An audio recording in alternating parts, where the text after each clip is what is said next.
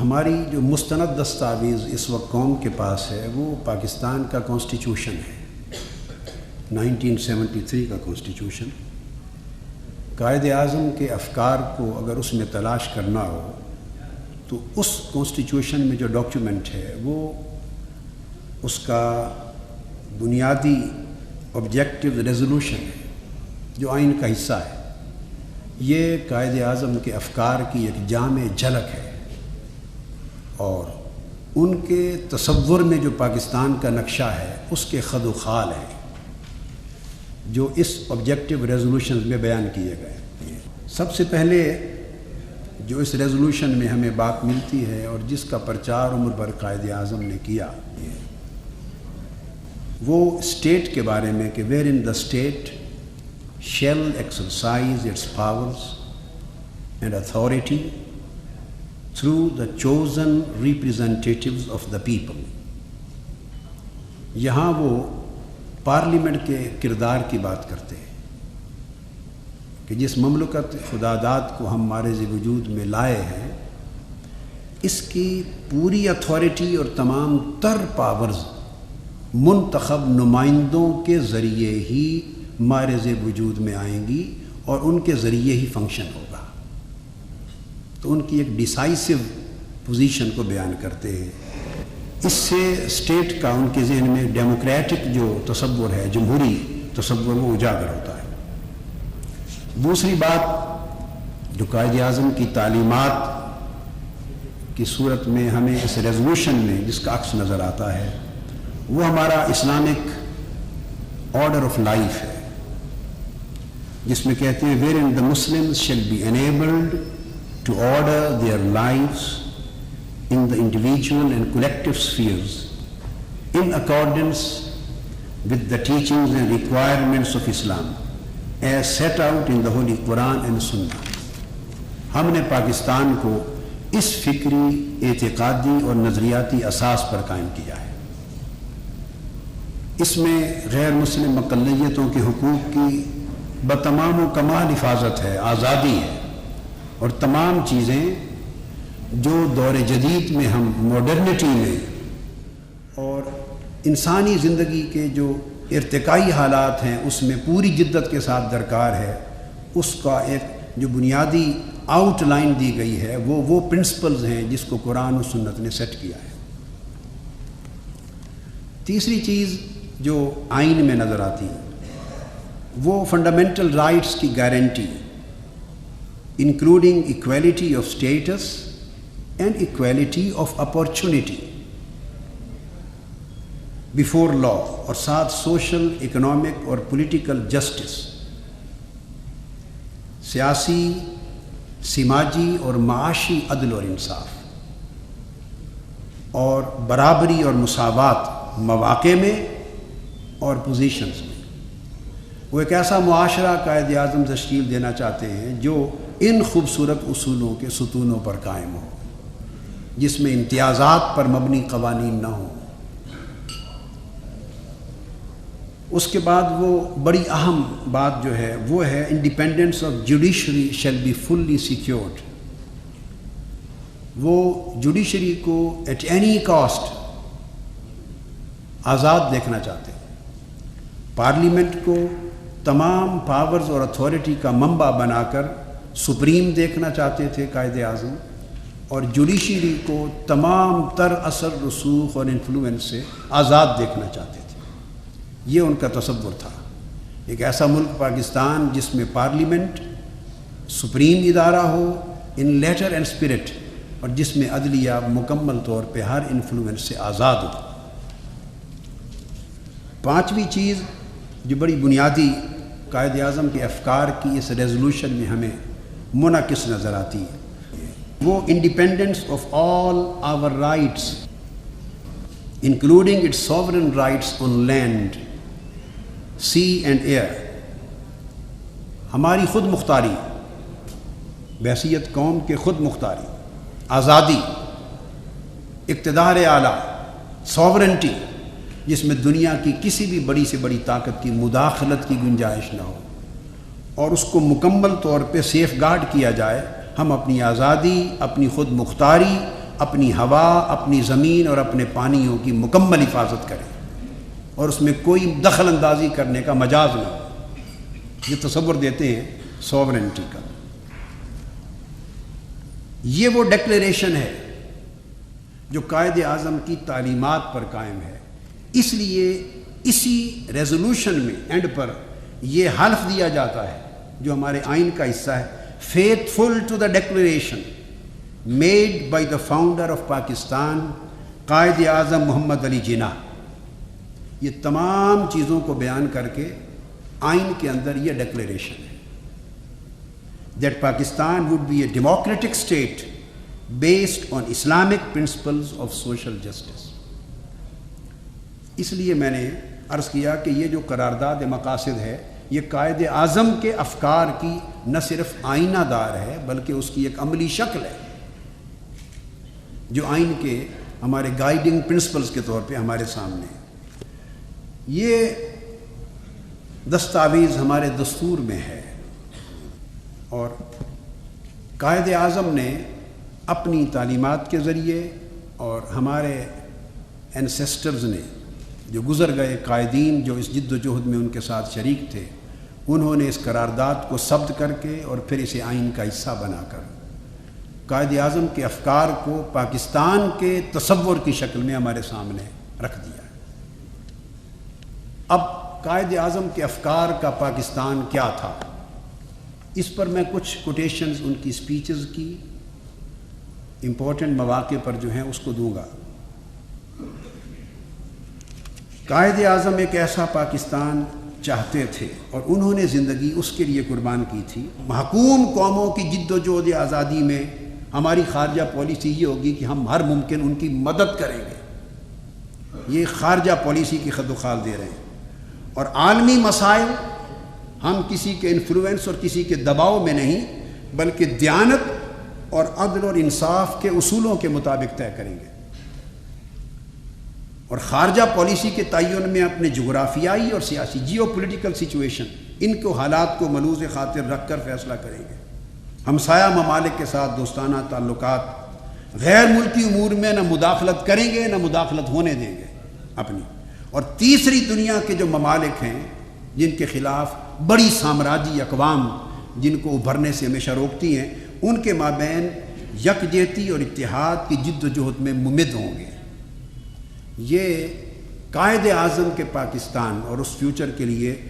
خارجہ پالیسی کے وہ خد و خال تھے، وہ بیسک پرنسپل تھے جن کو انہوں نے اس تقریر میں نمایاں کیا۔ قائد اعظم واضح طور پر اسلامی فکر کے علمبردار تھے اور انہیں اپنے عقیدہ اسلامی پر کسی جگہ بھی کبھی معذرت خواہی کا رویہ نہیں اڈاپٹ کیا۔ وہ کبھی معذرت خواہ نہیں تھے، وہ بولڈ تھے، جرأت مند تھے، کلیئر ہیڈڈ تھے، ان کو کلیئرٹی تھی، ان کے اندر کنوکشن تھی، کمٹمنٹ تھی، کلیئرٹی تھی، کریج تھی، اور وہ جرأت کے ساتھ اپنے عقیدہ اسلامی اور اس فکر اسلامی کے مطابق ہر موقع پر اپنی بات کرتے۔ لارڈ ماؤنٹ بیٹن نے ایک سپیچ میں قائد اعظم کو اور امت پاکستانی مسلمانوں کو شہنشاہ اعظم اکبر اعظم کی مثال دے کے کہا کہ غیر مسلموں کے ساتھ رواداری کے لیے آپ اکبر اعظم کے نمونے کی پیروی کریں، جس طرح انہوں نے آزادی اور رواداری کا نمونہ پیش کیا۔ دیر اینڈ دین جب قائد اعظم اس تقریر کے جواب میں اپنی تقریر کے لیے کھڑے ہوئے تو قائد اعظم کبھی معذرت خواہ نہیں تھے۔ انہیں اپنے عقیدے کے عقیدہ اسلامی ہونے پر نہ کبھی شرم تھا، نہ کبھی کوئی افسوس تھا، نہ کسی قسم کا کوئی کمپلیکس تھا۔ کھڑے ہو کے انہوں نے جواب دیا لارڈ ماؤنٹ بیٹن کو کہ خیر سگالی اور رواداری جس کا اظہار اکبر اعظم نے غیر مسلموں کے لیے کیا وہ آج کی تاریخ نہیں ہے۔ قائد اعظم نے کہا اس کی ابتدا 15 صدیاں قبل ہمارے پیغمبر اسلام صلی اللہ علیہ وسلم کے عمل سے ہوئی تھی۔ انہوں نے یہودیوں اور مسیحیوں کو فتح پانے کے باوجود ان سے حسن سلوک کیا تھا، اور آپ نے ان کے دین اور ان کے عقائد کے بارے میں انتہائی رواداری، لحاظ اور احترام کا اظہار کیا تھا۔ اور پھر قائد اعظم نے کہا کہ مسلمانوں کی پوری تاریخ اسلام جہاں بھی انہوں نے حکومت قائم کی، شرافت اور انسان دوستی کے انہی اصولوں سے بھری پڑی ہے، اور ہم اسلام کے انہی زرعی اصولوں پر عمل پیرا ہوں گے۔ یہ لارڈ ماؤنٹ بیٹن کی سپیچ کا جواب دیا کہ ہمیں یہاں سے اکبر اعظم سے کوئی نیا لائن آف ایکشن لینے کی اور ماڈل لینے کی ضرورت نہیں، وہیں انہوں نے تاجدار کائنات کے رتبہ کو سامنے رکھا۔ اور میں نے عرض کیا کہ قائد اعظم کے فکر میں اپنی عقیدہ اسلامی پر جو کمٹمنٹ تھی اس میں کوئی معذرت خواہی نہیں تھی۔ اس میں ایک بڑی امپورٹنٹ چیز جو میں یہاں کوٹ کروں وہ یہ کہ قائد اعظم نے سپیچ کی 18 اگست 1947 کو، اور اس کے بعد 24 اکتوبر 1947، 23 جنوری 1948، یہ 3-4 مواقع پر سپیچ کی۔ اس میں قائد اعظم نے ایک بات کہی ہے، اس آخری سپیچ میں بینکنگ کے افتتاح کا جو ہمارا تھا اسٹیٹ بینک، افتتاح کے موقع پر تقریر کی، اور قائد اعظم نے فرمایا لہٰذا ہمارے لیے عوام کو خوشحال اور فارغ البال بنانے کے لیے قطعاً مغرب کے اقتصادی نظام کے نظری اور عملی طریقے کی پیروی کرنا ہمارے لیے بے سود اور بیکار ہوگا۔ اور وہ کہتے ہیں ہمیں چاہیے کہ ہم ایک نئی راہ عمل اختیار کریں اور دنیا کے سامنے ایک ایسا اقتصادی نظام پیش کریں جو انسانی اخوت اور سماجی انصاف کے صحیح اسلامی نظریات پر قائم ہے،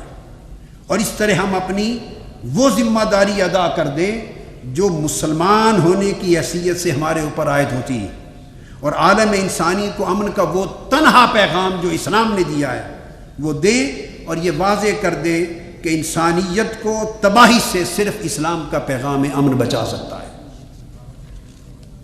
یہ عقیدہ اسلام پر ان کمپرومائزنگ ان کی کمٹمنٹ اور ان کی کنوکشن اور ان کا یہ تصور۔ اس کے بعد قائد اعظم ڈیموکریسی کی طریقے، جمہوری، ان کی شخصیت میں جمہوریت کتنی تھی اور وہ کس طرح کاؤنسلز میں، اپنی پارٹی میں، پارلیمنٹ میں اور سوسائٹی میں جمہوریت کو فروغ دینا چاہتے ہیں۔ قائد اعظم نے مسلم لیگ کونسل کا اجلاس جو نئی دہلی میں 5 جون 1946 میں منعقد ہوا، اس کونسل سے خطاب کرتے ہوئے قائد اعظم نے اس سے رائے لینے سے قبل کسی مسئلے پر برطانوی وزارتی کمیشن کی تجاویز پر ووٹ سے آراء لینی تھی۔ قائد اعظم کا ایک جملہ بڑا تاریخی جملہ ہے، جمہوری فکر کے اینگل سے قائد اعظم نے فرمایا میں چاہتا ہوں، اور یہ بڑی امپورٹنٹ بات ہے، اسے ہمیں اپنی سیاسی پارٹیوں کو، پارلیمنٹ کو، اسمبلیز کو اور پورے پولیٹیکل سو کال ڈیموکریٹک کلچر کو قائد اعظم کے اس قول اور اس عمل کی روشنی میں پرکھنا ہوگا۔ قائد اعظم اپنے اراکین کونسل ممبرز کو خطاب کرتے ہیں، فرماتے ہیں میں چاہتا ہوں کہ ہر ممبر آزادانہ طور پر اپنی رائے کا اظہار کرے اور اس سلسلے میں خود کو کسی پابندی میں جکڑا ہوا نہ سمجھے۔ پھر قائد اعظم ایک پوری گلوبل کمیٹی آف نیشنز میں، اقوام عالم کی سوسائٹی میں مل جل کے باعزت برابری کے ساتھ باعزت زندگی بسر کرنے اور باہمی انٹریکشن کے اصول وضع کرنے کے لیے ایک بات کہتے ہیں ہم عالمی امن کے قیام میں، آج عالمی امن کے قیام کا مسئلہ درپیش ہے، ہم اس کی عالمی پیس اور سیکیورٹی کے قیام میں ہر ممکن مدد کریں گے، تعاون کریں گے۔ مگر قائد اعظم 17 اگست 1947 کی سپیچ میں جو جمعۃ الوداع کو نشر کی گئی، اس میں فرماتے ہیں ہم عالمی امن کے قیام میں دوستانہ حیثیت سے مکمل تعاون کریں گے، مگر ہماری صرف ایک شرط ہے اور ایک ہی خواہش ہے، وہ یہ کہ ہم عزت سے جینا چاہتے ہیں اور دوسروں کو بھی عزت کے ساتھ جینے کا حق دینا چاہتے ہیں۔ ہم اپنی عزت پر، قومی عزت پر، قومی خود مختاری پر، قومی سالمیت پر، قومی آزادی پر، اپنے قومی اور ملی فیصلہ کرنے کی آزاد اختیار پر ہم کوئی کمپرومائز نہیں کرنا چاہتے۔ کسی بڑی سے بڑی طاقت کو عالمی امن کے قیام کے تصور کے تحت بھی ہم اپنی آزادی اور خود مختاری میں مداخلت کرنے کی اجازت نہیں دیتے۔ عزت سے جیو اور عزت سے جینے دو، یہ قائد اعظم نے ایڈریس کیا ہے۔ اور پھر قائد اعظم نے ایک بڑی اہم بات 14 اگست 1947 میں اپنے دستور ساز اسمبلی کے اندر خطبہ صدارت دیتے ہوئے کہی، اور فرماتے ہیں کہ سب سے بڑی خرابیاں جو پاکستان کو تباہ کر رہی ہیں وہ تین ہیں. ایک امن و امان کا مسئلہ، ایک کرپشن کا خاتمہ اور ایک امتیازی پالیسیوں کا خاتمہ. اور کہتے ہیں کہ یہ خیانت منصبی، جو لوگ منصب پر فائز ہوتے ہیں وہ اپنے منصبی ذمہ داریوں کی ادائیگی میں جب خیانت کرتے ہیں اور بالواسطہ یا بلا واسطہ اقربا پروری کرتے ہیں، اقربا نوازی کرتے ہیں، فرماتے ہیں کہ میں ہرگز اس چیز کو برداشت نہیں کروں گا. اور کرپشن کے لیے قائد اعظم فرماتے ہیں کہ یہ بدعنوانی اور کرپشن، یہ چھوٹی موٹی سزاؤں سے اس کا خاتمہ نہیں ہوگا. قائد اعظم کہتے ہیں 11 اگست 1947 کی اسپیچ میں کہتے ہیں کہ انتہائی سخت سزاؤں کے ذریعے اس لعنت کا، کرپشن کی لعنت کا کلی خاتمہ کرنا ہوگا.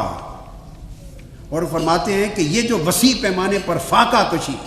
لوگوں کی ہلاکت، غربت، روزگار سے محرومی اور جتنی تباہی سوسائٹی میں سوشو اکنامک سیکٹر میں نظر آتی ہے، اس کا ایک بہت بڑا بنیادی سبب اہل اقتدار کا، ذمہ دار لوگوں کی کرپشن ہے. چونکہ وہ پورے نظام کو اپنی طاقت کے بل بوتے پر اپنے ہاتھ میں کنٹرول میں رکھتے ہیں اور جو کہتے ہیں وہ ان کا قانون ہوتا ہے. کہتے ہیں کہ پوری قوت کے ساتھ اس کرپشن کو ختم کرنا ہوگا اگر ہم پاکستان کو وہ پاکستان بنانا چاہتے ہیں جو قائد اعظم کی تعبیر کا پاکستان تھا. قائد اعظم کا نقشہ خیال، ان کا تصور، ان کے افکار کا پاکستان، اس کے بیس خد و خال ہم سن چکے، ہم پڑھ چکے، دیکھ چکے. آج کے پاکستان کو جب دیکھتے ہیں تو میں ایک شعر کے ذریعے اسے یہ کہنا چاہوں گا کہ پاکستان کے اندر آج جو کچھ ہو رہا ہے اور جو نقشہ آج ہماری آنکھوں کے سامنے ہے، پاکستان کی روح یقیناً دیکھ رہی ہے اور شاید وہ تڑپ کر زبان حال سے یہ کہتی ہوگی کہ کیا اس لیے تقدیر نے چنوائے تھے تن کے، کیا اس لیے تقدیر نے چنوائے تھے تن کے، بن جائے نشے من تو کوئی آگ لگا دے.